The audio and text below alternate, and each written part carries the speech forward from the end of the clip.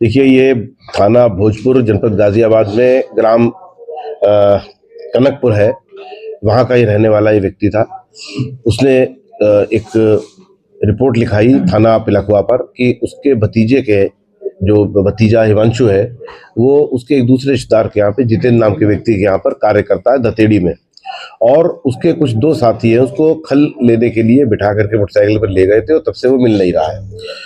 Police ने तुरंत ही इसकी गंभीरता को समझते हुए अभियोग पंजीकृत किया। कल रात में ही, आज रात में ही बल्कि जो भी बीती रात है, इसमें अभियोग पंजीकृत किया और तुरंत ही तलाश शुरू करी।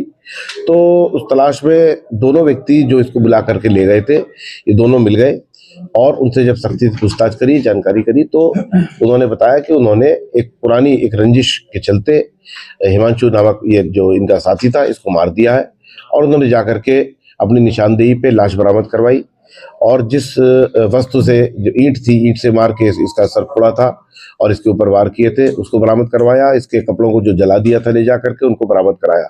इस प्रकार इस ब्लाइंड केस का पटाक्षेप हुआ है पूरी तरह से। और ये घटना 17 तारीख की है, लेकिन 17 तारीख में उन्होंने सोचा कि इधर उधर कहीं चला गया होगा और नहीं आया, और उन्होंने पहले भोजपुर थाने पे गए।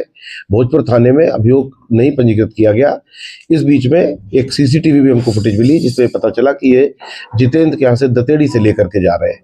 तो पुलिस ने उसी लीड पर काम करते हुए 5-6 घंटे के भीतर भीतर इस घटना का पूरी तरह से अनावरण खुलासा किया है। सर हत्या की वजह क्या रही जिससे इन्होंने एक युवक की हत्या की, ऐसा कारण क्या था? देखिए, जो हत्या की वजह इनसे पूछताछ में जानकारी में आई है, कुछ 5-6 महीने पहले इसमें से एक सचिन नाम का जो इसका साथी है, उसकी एक छोटी भतीजी है, उसके साथ में इनका कहना है कि इसने कुछ जो है आपत्तिजनक हरकत की थी। तब से मृतक ने, जिसका कि लोगों ने फैसला करा दिया था, बदनामी के डर से इसको बाहर नहीं ले गए थे बात को, लेकिन ये अपने मन में रखे हुए था उस बात को, और इस मौके की तलाश में था कि कब इसको ले जा करके इसके साथ घटना कारित कर दे। उसी क्रम में, उसी बदला लेने के लिए इसने घटना कारित करी है, ऐसा इनसे प्रारंभिक पूछताछ में पता चला है। लेकिन अभी बहुत अर्ली है ये सारी बातें कहना।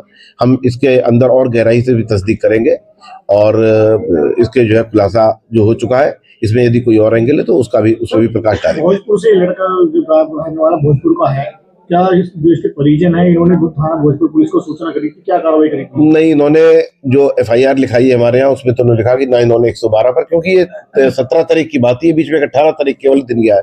इसका पिता जो है वो स्वयं बहुत इसका ध्यान नहीं रख पाता था मृतक का, उसकी कुछ बीमारी थी, कुछ और समस्याएं थी उसको, तो उसने अपने भतीजे के इसको छोड़ दिया। तो उनको यही लगा कि शायद ये यहीं पर रह रहा होगा, लेकिन ये बात आई है कि वो भोजपुर थाने पर गए थे, और चूंकि बिल्कुल बॉर्डर का मैटर है, और बाद में फिर वो सीसीटीवी फुटेज मिली तो पता लगा बिल्कुल बॉर्डर पे जो जितेंद्र की दुकान है दतेड़ी में, वहां से इसको लेकर के गए। 6 महीने का ही इंतजार इन्होंने क्या कुछ बताया इन लोगों ने?